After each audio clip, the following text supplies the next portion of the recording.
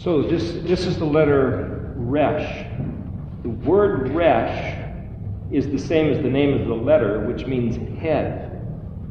I was talking to Keith here earlier, and he was saying the thing about this letter Resh and what it represents, it's not just the man, it's the dignity of the office. Think of the presidency, or think of the king, or think of, Jamie looks pretty spiffy typically, wearing a suit and tie when he comes up here. There's a certain dignity associated with responsibilities. And certainly if you're a blue-collar worker, as myself, sometimes you have to crawl under houses, and so you put on the attire befitting the job. So the meaning of the word Resh, if you look in the Red Dictionary, you'll see a couple different places where you get the concept. One is Resh Aleph Shin, that would be Resh, that would be the head, that's the name of it's pronounced also Rosh. But if you look at Shin Resh, it's the word for prince or Sar. Some people maybe have heard the phrase Sar Shalom. It means prince of peace.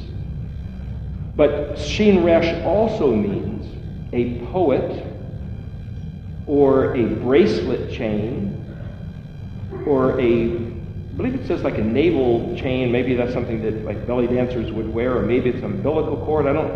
Sometimes I don't quite understand where some of the words come from in the dictionary.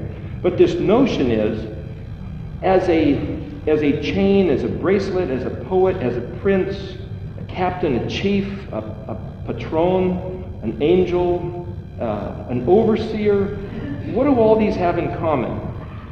And so as we've been going through the various different weeks, I've been trying to help you understand by the use of the dictionary and by the use of the chart how to extract or extrapolate other meanings other than the typical and the obvious that you'll find in a translated one-word-to-one-word reference. And what I mean by that is if you look at all these words for the meaning of Sar, which means prince, which means head, captain, chief, leader, what has that got to do with a poet or a bracelet chain? Why should those things be included in the words? And I mean, in English they're very different, but why should they all be the same words in the Hebrew? And so what I try to do is sit there and say, it's like when you're doing mathematics and you have various different fractions and you're taking a test and you're saying, multiply or divide these or add these together. You have to find the lowest common denominator where they're all equal. The denominator's equal, and then you add or multiply the numerators. Well, what's the common denominator between all these things?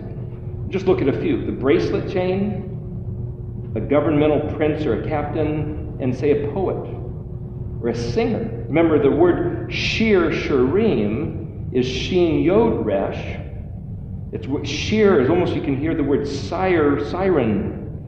If you put a noon at the end of the word, it's one who does it. So one who sings would be a sir, shirin, shiron. Again, you're like the book of Edenics, Isaac Moseson, playing with where these English, Latin, Greek, other languages fit all together. One who sings, so a singer, a poet. Well, artists and poets, their job is to take difficult matters, either philosophical matters or political struggles or the conundrums, the angst of life that we all just feel and don't quite know how to put it into words, and they put it into little words of rhyme and verse. Maybe put a little tune to it. Make it simple. Make it easy to apprehend and go, yeah, that's the way I feel, just like that. And you might hear the popular song on the radio, and every time it invokes some relationships of the past or some points of view of the past because it zeroes right in. And so the job of the prince is to take the difficult matters of governing a group of people. And if you just look at the economics of what a good government should do, it manages all the resources. It has a certain tax that it pulls in from everybody, figures out where to put it for the best public good, and then has, you might say, public works projects, roads, defense, maybe education, things like that any individual wouldn't be able to do or wouldn't have the responsibility to do, but that's what a good government would do. What would a poet do? Take these matters, turn them into verses. And the things that they do to make things easy to deal with is kind of like a delicate bracelet chain. Link by link, matter by matter, word by word. So if you think about, well, what is the Sar Shalom? Well, then you have to look at the word shalom and say, well, does it mean peace? Is that really what it means? I was talking to my wife earlier, and the phrase, these dogs that are causing trouble, and she said, can't you just let me rest in peace? It's like, boy, who's the first person who thought of that? Rest in peace. Maybe they have a bunch of animals, a bunch of kids, a bunch of trouble, and it's like, you can just picture some lady saying, just let me rest in peace. And so finally, when your last day comes, it's like, But if the person who had first thought of that to put it on the tombstone had actually copyrighted it, trademarked it, boy, they'd make a fortune. Because this concept of rest, finally, I got a chance to rest in peace. And then what my wife said was, hey, that's the word Shabbat Shalom. Shabbat Shalom literally means rest in peace. It's like, wow. So it doesn't necessarily have to do with death, but the concept of nobody's hassling us anymore.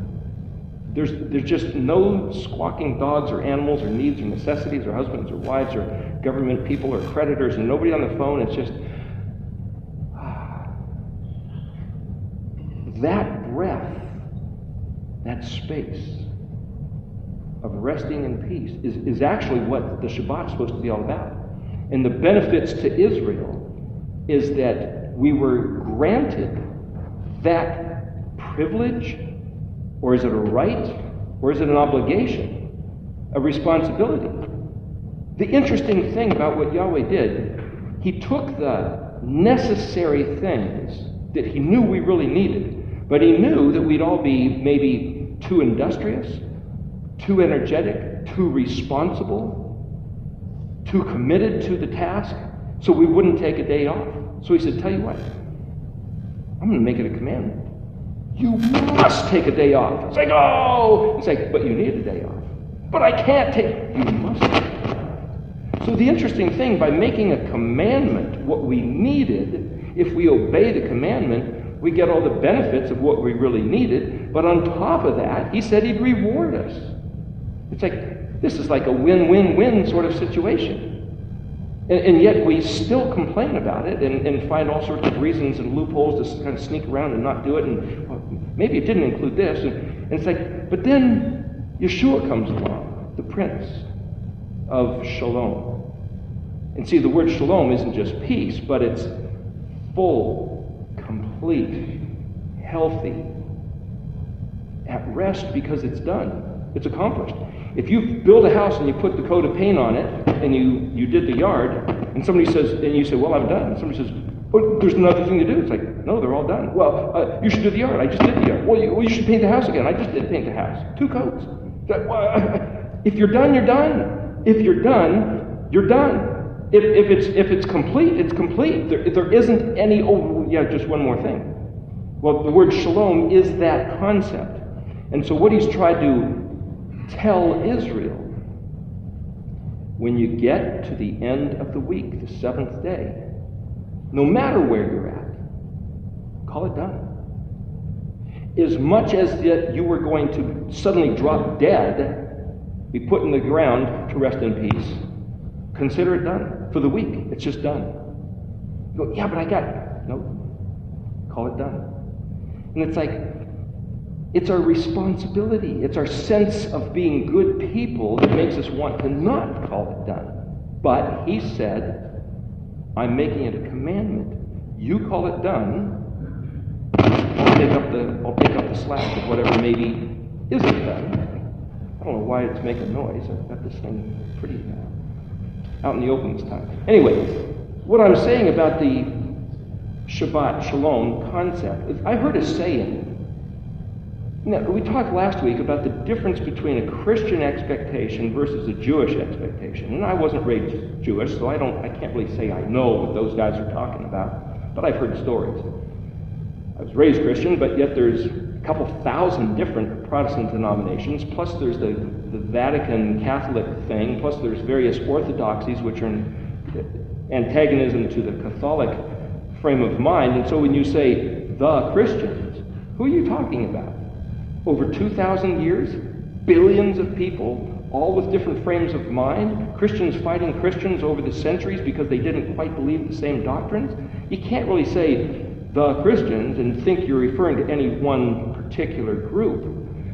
But the notion, generally speaking, the Christians say, well, Jesus is our Sabbath peace, is our Sabbath rest. If we're in Him, we are granted rest. Or it's as if we've already got rest. We're at peace, we're at rest. So therefore, we can work every Saturday or play or games or do whatever we want because that's not what it's about.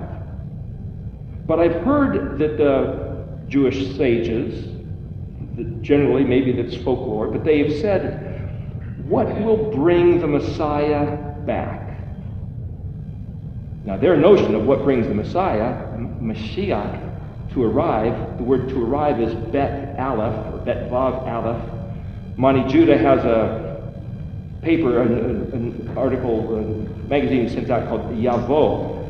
Yod, Bet Aleph, or Bet Vav Aleph is the word Yavo, which means He is returning. In Greek the word is Maranatha. He's coming back, he's returning, so that's what this is about, that's what this picture is about. We're talking about what does it take, what is He waiting for? You know, and I've kind of talked in the past about, is He up there saying, well, look, it's not the schedule, the bus return, the time for me to come back, it's not yet, I'm waiting for a certain time. And we're sitting there saying, gee, you know, there was, 98 reasons why He was supposed to return in 1998, that type of a thing, or 1984, or people, 100 years ago, everybody thought He was going to return at a certain point. It's like, what's He waiting for? Why hasn't He, the expected one, returned? And so the point is, what's the difference between the Christian expectation and the Jewish expectation? But I've heard that this folklore of Judaism says, if all the Jews in the world would just keep Shabbat 2 weeks in a row, it'll bring the Messiah. It's like, we could almost think, oh, that's kind of silly, but on the other hand, it's like, no, wait a minute, think about that. Are they serious? Do they really think so? And why would that be? So one of the things I've said earlier in the class is a pondering notion, is to say, what's all this about? Is to say, we read about things like Ezekiel 36:23, the tipping point of Yahweh giving Israel the blessing, something happening that hasn't happened yet on the face of the earth, the return of the Mashiach, the restoration of the kingdom of Israel. Remember when Yeshua rose from the dead, the first thing the disciples asked Him, is it now you're going to restore the kingdom to Israel?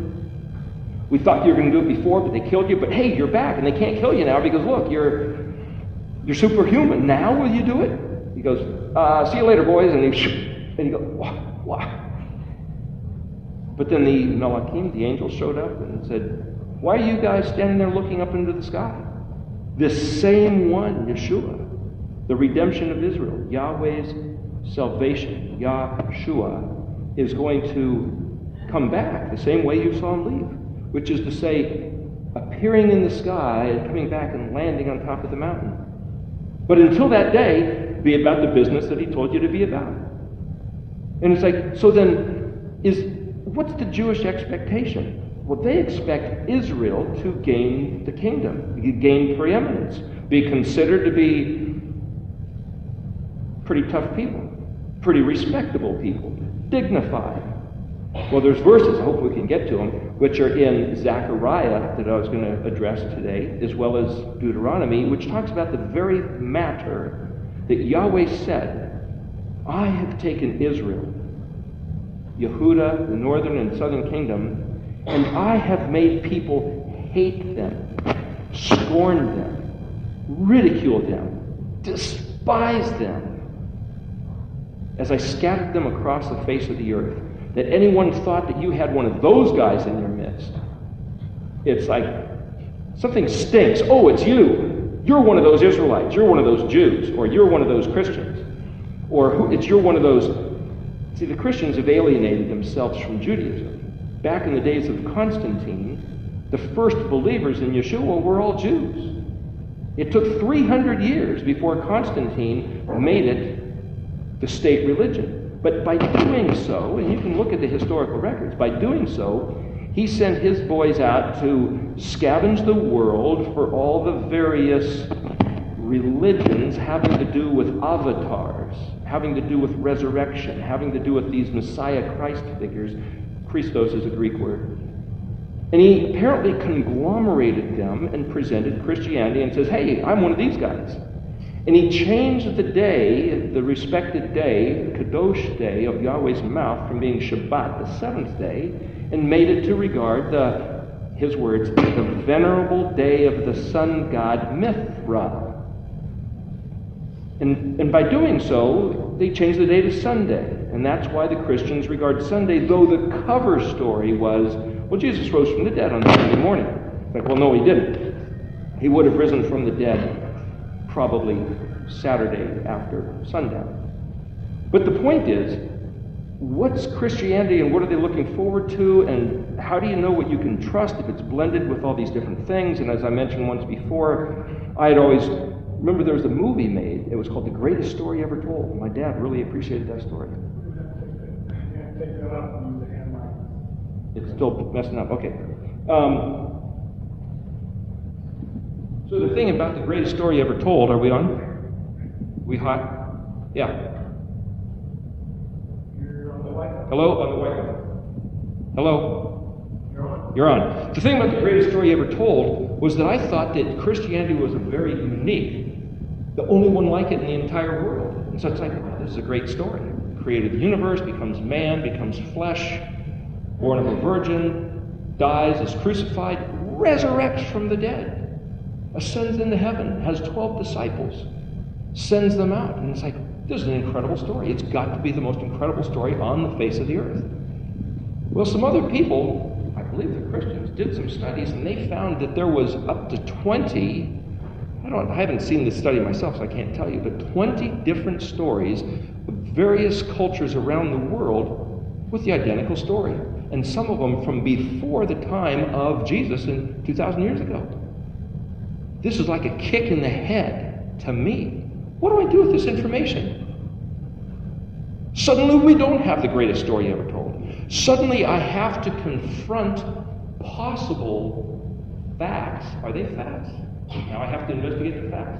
But I have to confront the possible scenario that Christianity as we know it is an evolved fiction, not the truth as we've been told.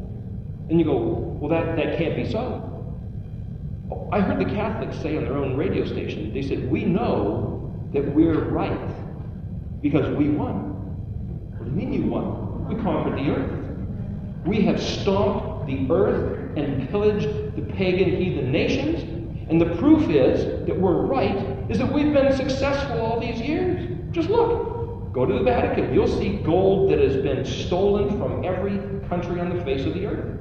There are some who even say that it's the Vatican armies behind the control of the government of the United States in places like NATO and the UN and on and on and on. Various assassinations of dignitaries around the world have been under their directive. Now, I don't know if these things are true, but those are rumors. But the question is, why would they do such a thing?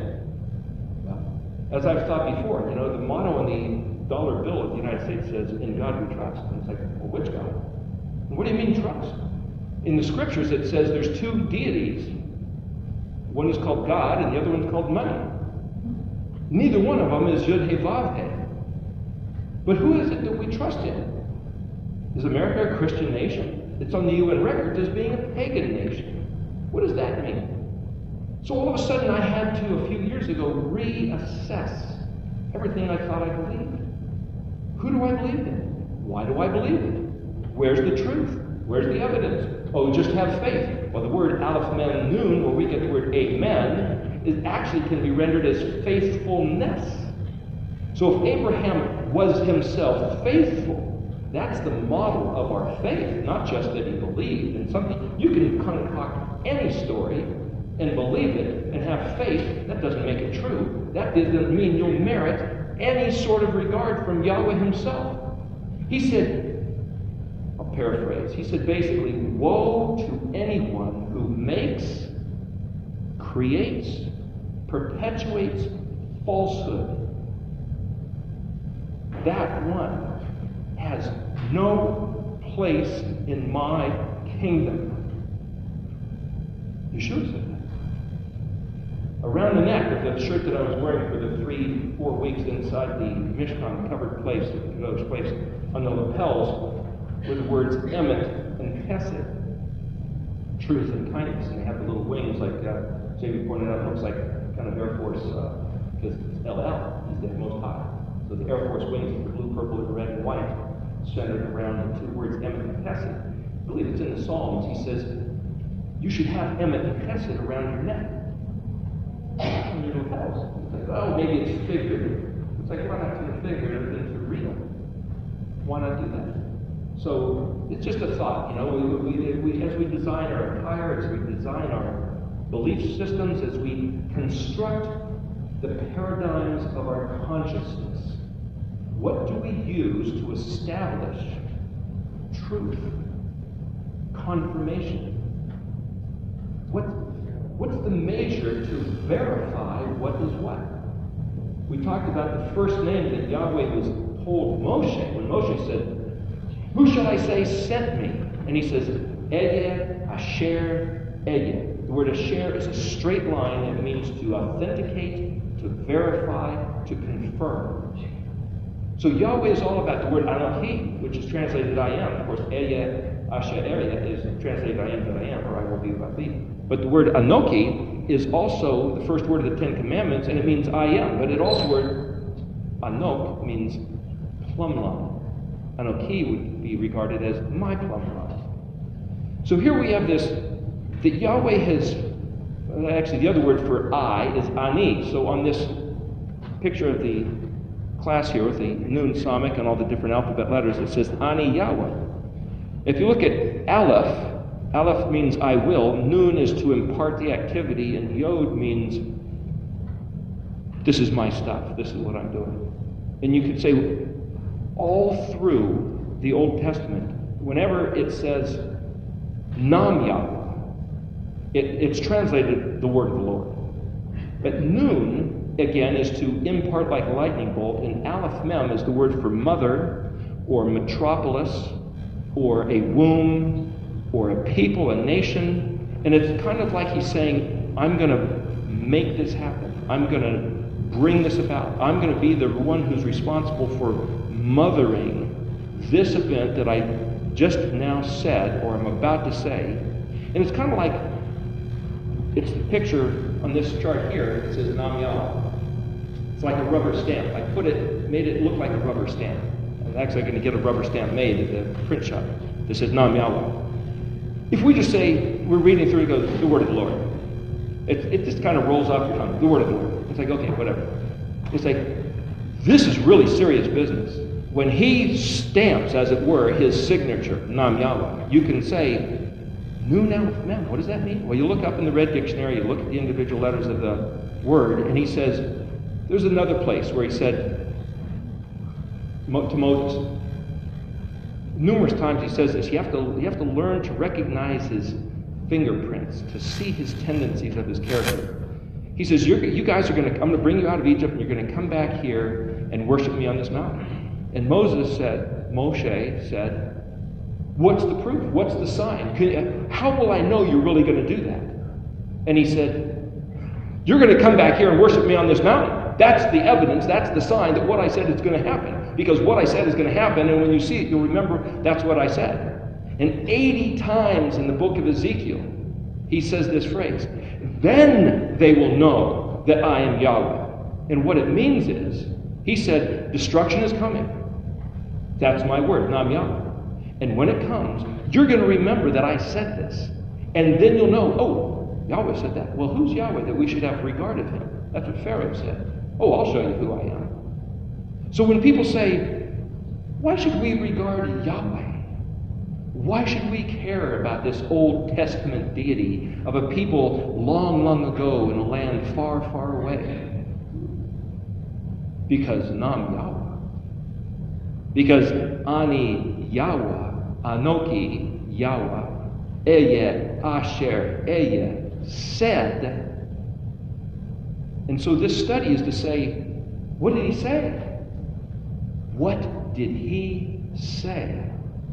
And so one of the things I've tried to do is show you different things that I found he said. And I have a few things to show tonight here that I found in Zechariah as well as in Daniel, if we can get to them, which to me are astounding. But see, the thing about Eya Asher Eya is that Eya looks just like Eya. And so I drew this picture on the board of a bullet point and a line and another bullet point.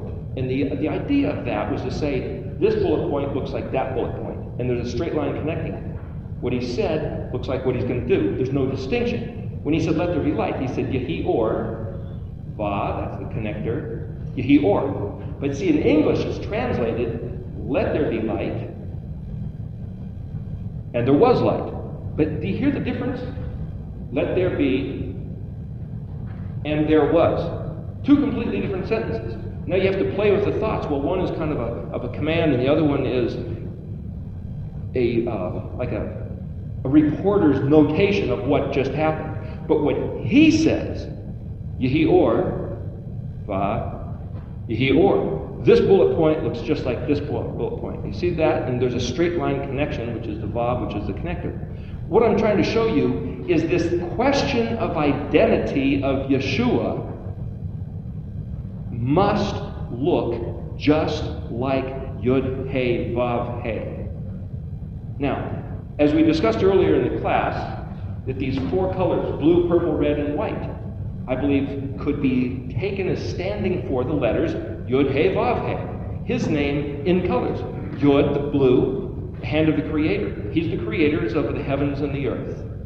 He, the Torah, the royal decrees, the expression of the Creator. He is the expression, Yod is the Creator, the Torah, that's the purple. That's the royal decrees. Purple, the color of royalty. Red, the word Dalet Mem, Dam, is blood. Adam was made out of Adamah, which is red earth. Earthiness. So Yahweh showed up as a man form, taking on Adamah, clothing himself with the dust of the earth to walk the face of the garden that he made. Hey, the white. White linen always speaks of righteous works. The righteous works of the Kadoshim, the saints, the Talmudim, the believers, the followers, the ones that are doing what the Torah says. So when you have Yod, He, Vav, He, Vav being connected, as we discussed a few weeks ago, the two He's are the identical letter. One is the expression of Yahweh, Yod He, and the other is the expression of a man, Vav He. And so the He, the expression of Yahweh, should look just like the expression or the revelation or the appearance of the man. And whether the man, the Vav, is actually Yeshua, or whether it's actually Israel, or whether it's actually any one of us, doesn't really matter. So then you get to Isaiah 53, and the Christian's voice says, hey, that's talking about Jesus Christ.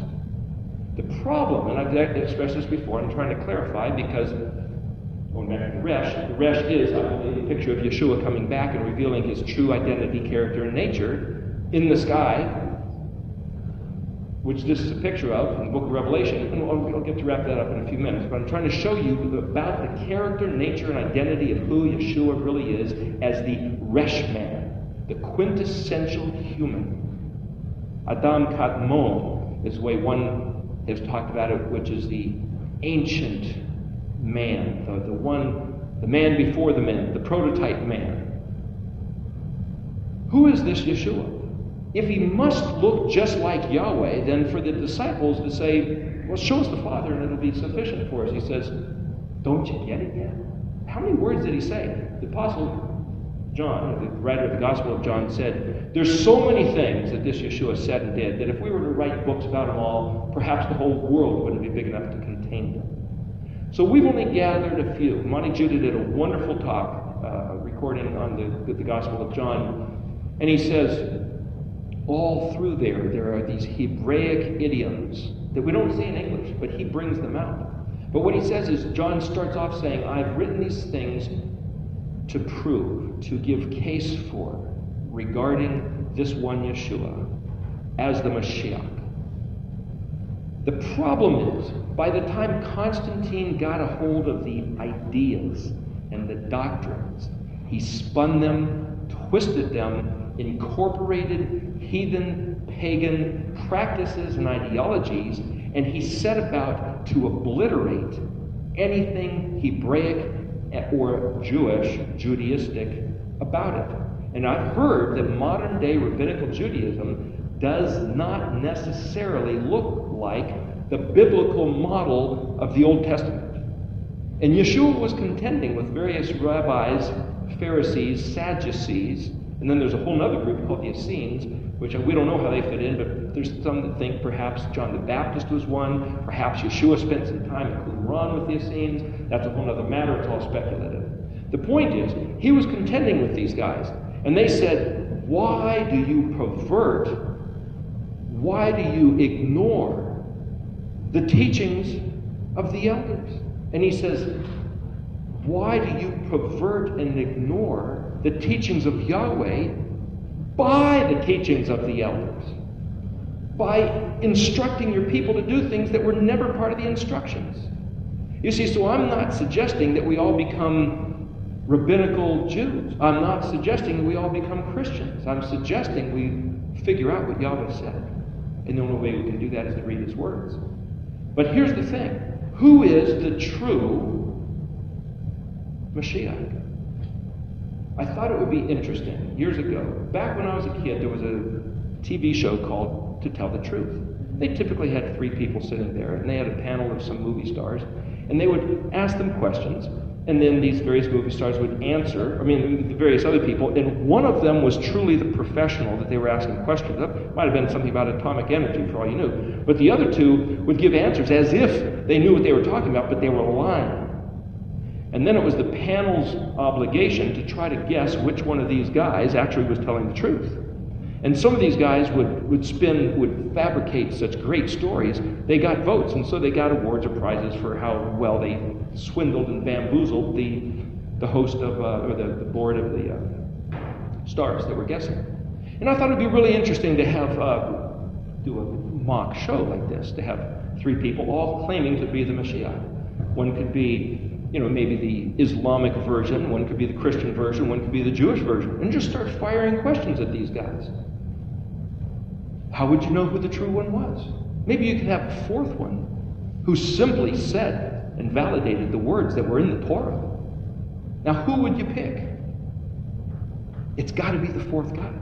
It's got to be the one who simply validated, affirmed, and walked out, lived out, displayed every word of the Torah that we should do.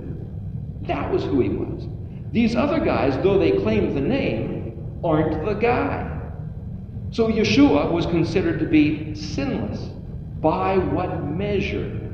There's only one standard, the plumb line, the 10 Commandments, which themselves can be encapsulated in 2, which is love Yahweh, your Elohim, with all your heart, with all your soul, with all your strength, and to love your neighbor as yourself. That's from Deuteronomy and Leviticus. It's not from the New Testament. It was quoted in the New Testament by Yeshua, but he wasn't making it up. In fact, I heard someone else I was talking to, they said, in fact, let me ask you this question, ponder it for a moment. When did the Old Testament matters, at what event? Here's the timeline, Old Testament, here's an event, and now we have New Testament. What was the event that changed the Old Testament to the New Testament? The Ascension, Pentecost, any other guesses? The shedding of the blood. The shedding of the blood. The crucifixion, the shedding of the blood? Well, Paul said the death of the testator. The death of, okay, but basically the crucifixion, right? Yeah. Okay, so here we have 3 answers, maybe there's more. The crucifixion, the ascension, or the day of Pentecost, which was 50 days later. And was there another voice? A quiet period where there wasn't much recorded between Malachi and Matthew, perhaps. Okay, so you're suggesting that the Old Testament changed the New Testament. There's about a 300-year period, which is actually where the book of the Maccabees apparently fits in, but that's before Yeshua ever showed up. From that point of view, and I'll just discuss this for a moment, I want to show you some reasoning. From the point of view that it was during the period between the last book of the Old Testament, which is different in the Jewish rendering, it's Chronicles, not Malachi, and the book of Matthew, which would be the four Gospels. That's to say that when Yeshua was born, that suddenly it was the era of the New Testament. But yet he hadn't died. Nothing had changed. There was no official, legal change in anything. So how could that be the New Testament yet? Still had the Old Testament. There's the crucifixion. I've heard some people say that. It's like, okay, soon as he died, everything was different. Some people say the Old Testament, the law, was nailed to the cross the moment he died. Now some might say, well, what about the day of Pentecost? That's the birthday of the church. We've been told it was the birthday of the church. It was actually the third feast of the commandments in Leviticus 26. That's still Old Testament. Well, what about the ascension? Well, that's when he's leaving. Well, that kind of sets things different. But think about this. The New Testament concept is that the Old Testament is passé, done away with, and of no regard any longer, because it's all merited righteousness to us. Our white robes of righteousness are imparted, bequeathed, inherited, as it were, by his death. But think about it. If that's the case, then that means the four Gospels are Old Testament. They're not Christian. They're done away with. The four Gospels, he just spent 30 years, or at least 3 years, or according to Michael Rood, maybe 70 days, or whatever it was. I forget the detail about that. But the point is, he spent this time teaching and preaching and doing all this Old Testament stuff, validating the Torah, teaching the Tanakh, contending with the rabbis, all of a sudden gets hung up on the cross and says, never mind, it's all over now. Well, then what did he do that for? That means we could disregard all his teachings and say they don't matter at all. They're of no regard, because all things are made new when he rises from the dead. But yet, when he rose from the dead, I don't see any records that says, hey, just ignore all that stuff I said before. That has nothing to do with you. It's like, well, then when did the Old Testament become New Testament? I would contend that it never did. But we were told that things changed. Which voice are you going to listen to? Ehyeh, Asher, Ehyeh. Yehi Or, Vayehi Or. No change. This is the plumb line. Oh, the plumb line doesn't really matter. It's just something close. You know, it's just kind of somewhere in the ballpark. Which ballpark? How big is the ballpark? If the plumb line doesn't matter, whose job is it now to determine how big the ballpark is? Is it a little ballpark? Is the ballpark as big as the universe? Does it just not matter at all? Now, who gets to make up doctrines if Yod-Heh-Vav himself is no longer the authority? So the point is, being dressed like this, blue, purple, red, and white. Resh is the head, so I got this head thing, because it's about the head, right? It's just the appearance to remember, hey, Resh, this is about the head. So wrapped around the kind of black turban is sort of a look, you know, the blue, purple, the red, with the gold. The colors of the Mishnah, the colors of Yahweh's name. What would Yeshua look like? Wouldn't he look just like Yahweh? Wouldn't he dress himself up just like the only thing there is to be dressed in, which is the Creator's preference, the expression of the Torah in pure truth, the blood of the man that he created to be the pinnacle of his creation, that he chose by his Creator's preference to take upon that form upon himself and be lowered down, as it were, into the pit of vipers, to be chewed on and punctured and bleed out his own life blood, but yet walk in acts of righteousness, white linen, according to the design of the Torah instructions, walking out the purple legs, as it were, the regal, the regulations, as he described. Wouldn't that be what Yeshua looks like? And what about this, what's called a bandolier, your armament? Soldiers wear something like this. But this is the big tizio that I think I referenced a few weeks ago. It's actually made out of ropes, and it's tied with 10, 5, 6, 5. Yod-Heh-Vav-Heh. Shinayin on the back, which was 21 and 16. the salvation and the deliverance covering your back. Yod-Heh-Vav-Heh, the breastplate of righteousness. That's who Yeshua is. That's what we're supposed to be. We are being conformed to his image. There's nothing else. Nothing else matters. So with the presentation of anything else, any other doctrine, any other religion, any other mighty one, they're of no consequence, no regard, not worth the breath or the time to discuss with or argue with. It just doesn't matter.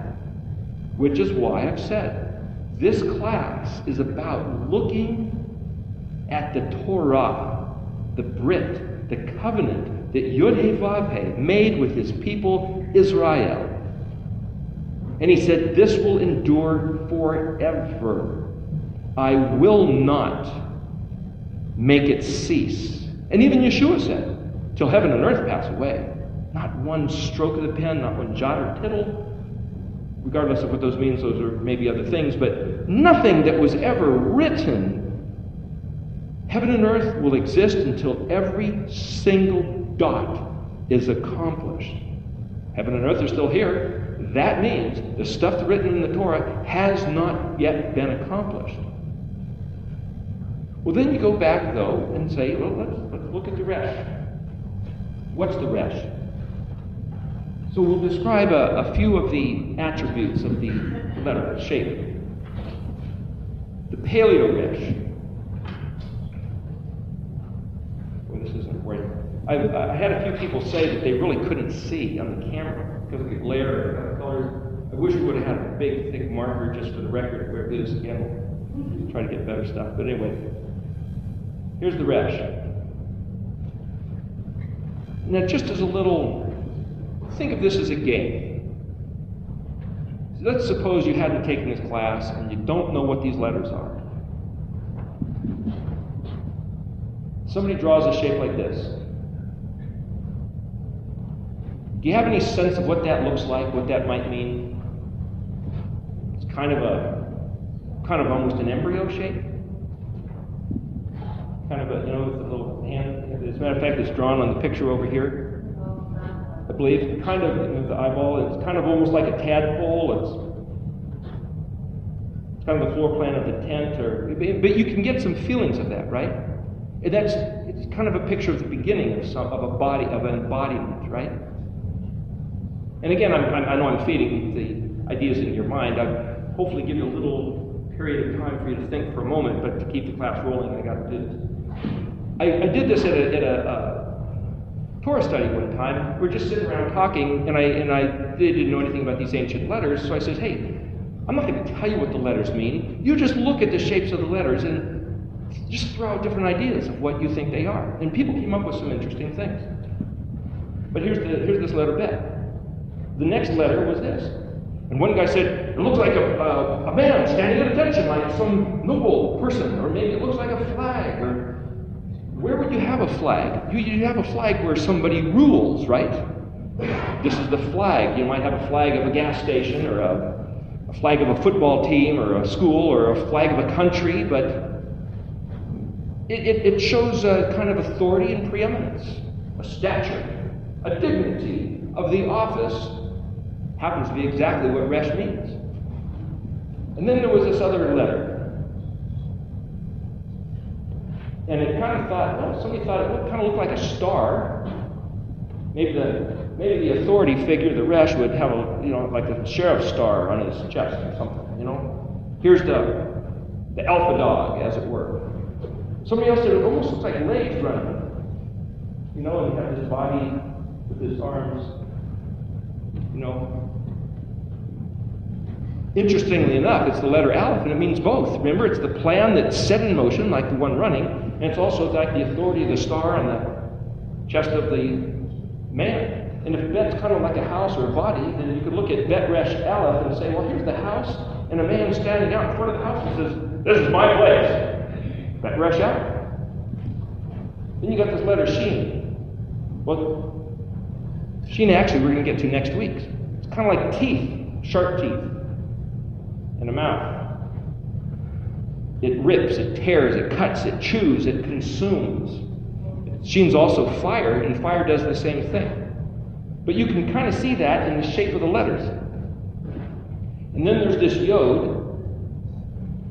And of course, back at week 10 where we did the yod, remember we had the excavator, this big arm that grabbed rocks and grabbed them and threw them into another pile over here, and then we had the voice of the yodeling of Tarzan, playing off the word yodel, and oh, as he was throwing the rocks, and it was like a picture of Yahweh's hand making these spheres, as it were, of different types of planets and galaxies, and throwing them across the universe, playing on this as he was constructing what he would own because he made it. That's the word kona we talked about last week. I believe it's kuf nun. Hey, you own it because you made it. You brought it forth. It's yours. It's a picture of yod, hey, yod. I'm the artist, the creator. I'm revealing it or making it or expressing it, and I'm calling it my own. Yod, hey, yod. Yehi, as in the word yehi or, va yehi or. Different way to read it. Anyway, Berish, that Resh Aleph Shin Yod, and then here's the Tav, which is the sign, the mark, the symbol, like the sign of the covenant. But here, and we'll get to this picture in a while, the silver cross, like the crossbones of a skull and crossbones flag that says, you go here and you're dead, you better count on it. This is the sign of the contract, the covenant. I'm telling you, you mess with me, you're dead. That's what skull and crossbones mean. What this emblem means is, this is life. You go here, you'll live. You better count on it. And if you don't go here, then you're dead. You better count on that too. But this is the emblem of the, as it were, the head. You kind of see a kind of a skull and crossbones sort of motif. Here's kind of the head, eyes of fire, kind of the jaw, and the crossed, only it's not crossbones, it's crossed silver. Silver is the metal of redemption. You're redeemed with silver. We'll get into that in a little bit. But that's the head and the cross, the tav of the covenant of life, the antithesis of the skull and crossbones. But here in these letters, what I spelled was Bet, Resh, Aleph, Shin, Yod, Tav. It's the word Bereshit. It's the first word in the scriptures. It actually has a very enlarged bet. It's one of those jots and tittles. So when people say not one jot or tittle will depart from the scriptures until all these things be fulfilled, Monty Judah's study says that perhaps it might be one of these anomalies in the written script. The point is, the letter bet means in.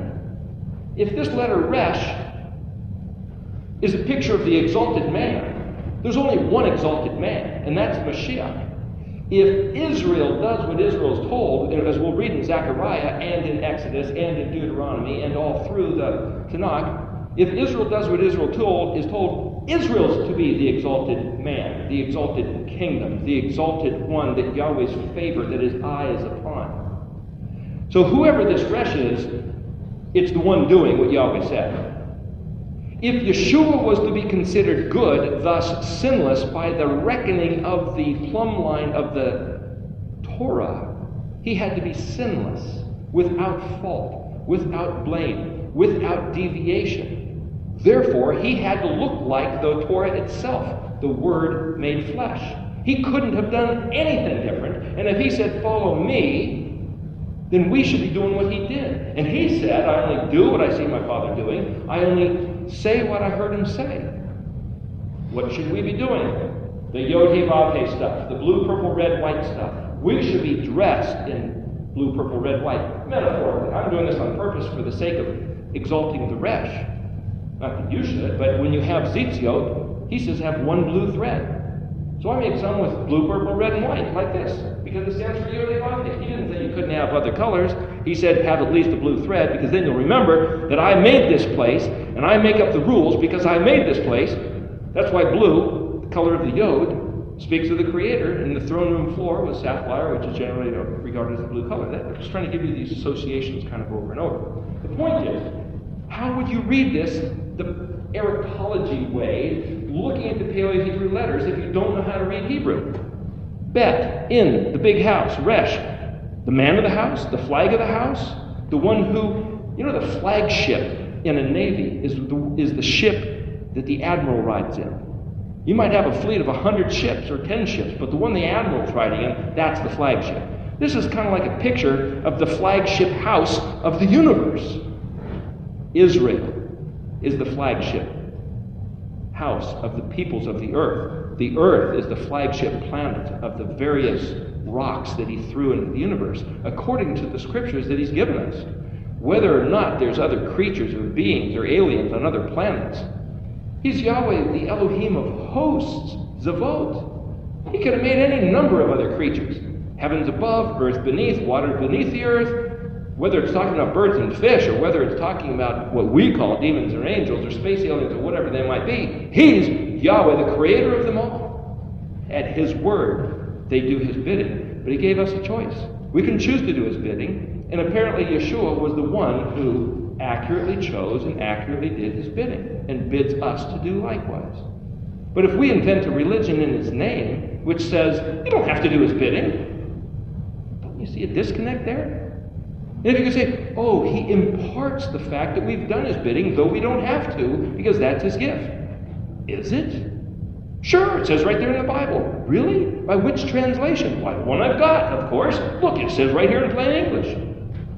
But if it doesn't say that in Hebrew, according to the writings that Yeshua himself was referencing, how do we know we haven't been lied to by the English version that we have? How do we know that?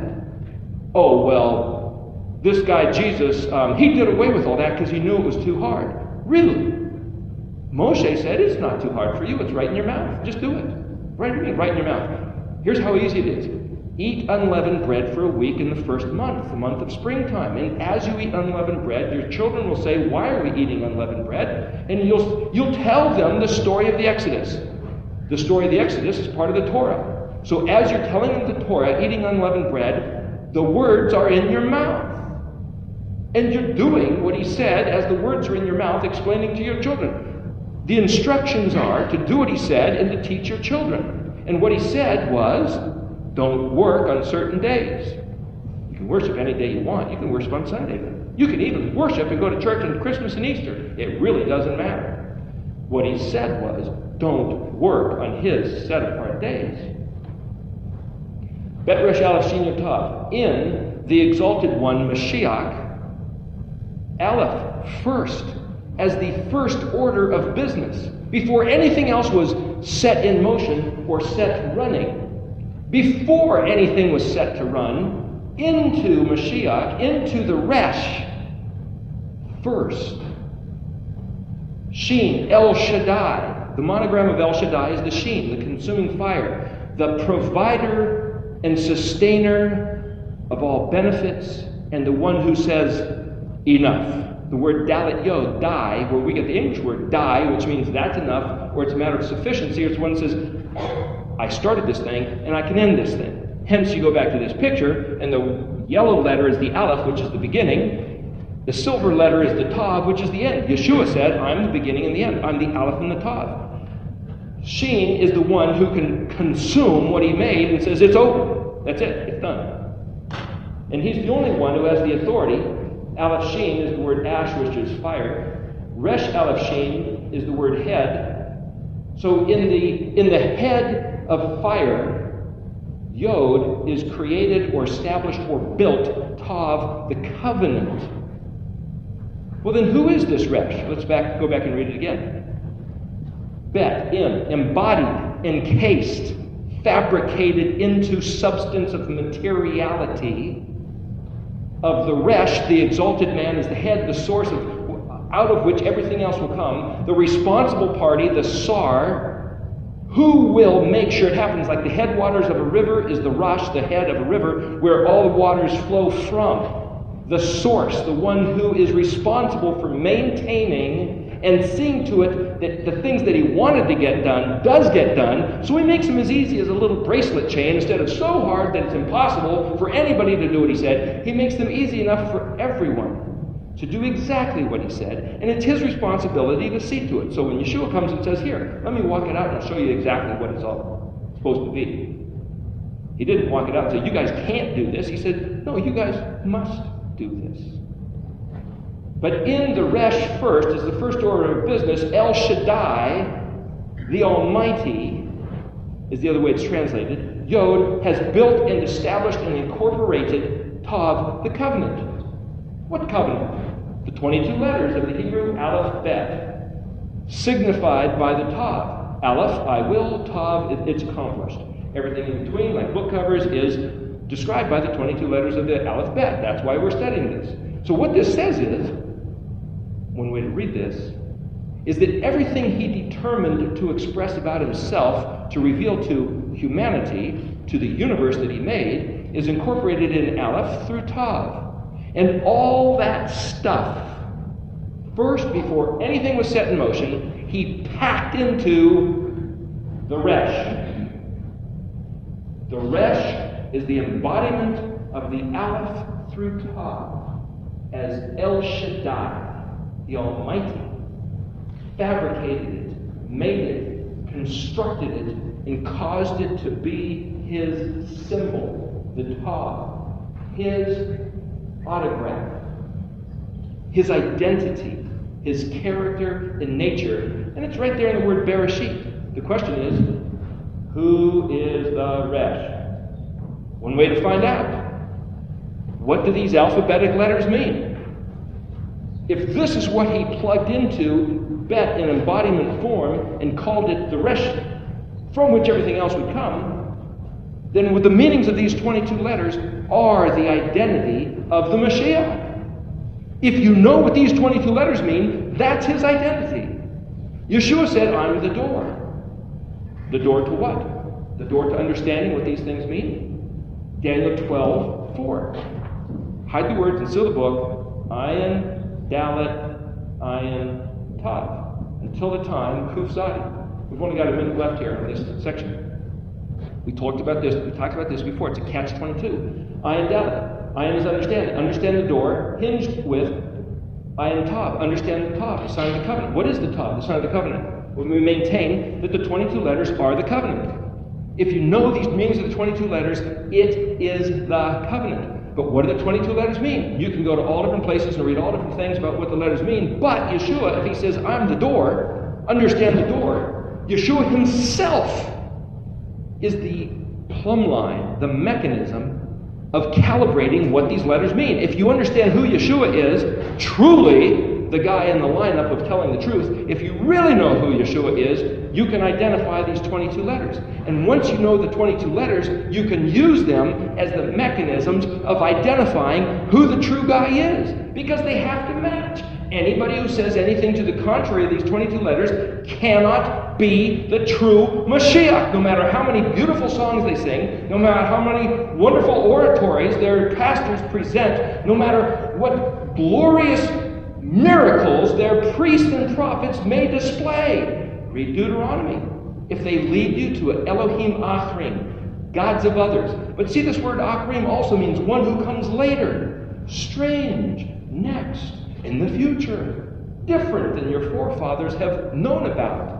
Yahweh talks about that in Ezekiel and Isaiah and Jeremiah and Deuteronomy and Zechariah. That we Israel, collectively, have gone after strange deities, newcomers that were not displayed and made known to our forefathers. Which forefathers? Abraham, Yitzhak, Yaakov, Moshe, Joseph, David. Who's Jesus Christ? A newcomer, lately arrived, that our forefathers didn't know? Or is he the embodiment of the Torah, the Word made flesh, the Aleph Bet? Tav, accomplished according to the terms of the contract. Unmistakably identical to every word that Yahweh ever said, he being the manifestation, who in him first was established the covenant, and nothing he can do but display the covenant. Every word out of his mouth is the covenant. Every action he ever took is the covenant. You can't trick him. You can't trip him up, because the only thing that comes out of him is the covenant, exactly as Yahweh presented in the Torah that he gave to Israel. And he said to Israel, you are the pupil, the apple of my eye. And to you, Israel, all the peoples of the world should look to and acknowledge. And when you're doing what I said, the same way Yeshua did what I said, you will be exalted. You will be glorified. And instead of the people saying, there's one of those guys, let's get him, they will say, please, can one of them live among us? Because we see the blessing of Yahweh when they are thriving in our community. And that day is what we're looking forward to, just around the corner, I believe, as we regard these words. We're on the break.